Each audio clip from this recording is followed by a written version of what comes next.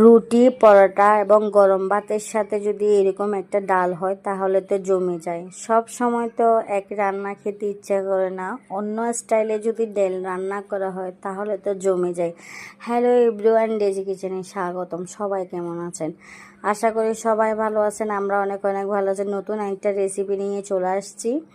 আমি ফ্রাই প্যানের পরিমাণ মতো তেল দিয়ে এর মধ্যে দিয়ে দিলাম সরষের তেল, যেহেতু আমাদের বাসায় সবসময় সরষের তেলটা খাই।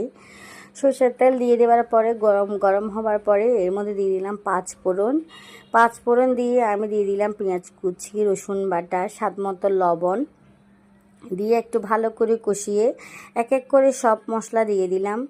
এর মধ্যে কাশ্মীরি মরিচের গুঁড়া, হলুদের গুঁড়া, মিক্স মশলা, সবগুলো মশলা দিয়ে এর মধ্যে ডালটা আমি প্রায় আধা ঘন্টা ভিজিয়ে রাখছিলাম, ডালটাও দিয়ে দিলাম। দিয়ে আবার নেড়ে চেড়ে ভালো করে কষিয়ে নিয়ে মশলা সহ এর মধ্যে আমি একটা ডিম দিয়ে দিলাম। ডিমটা আপনারা বাড়িয়ে কমিয়ে দিতে পারবেন, যেহেতু আমি 2টা ডিম নিয়েছিলাম।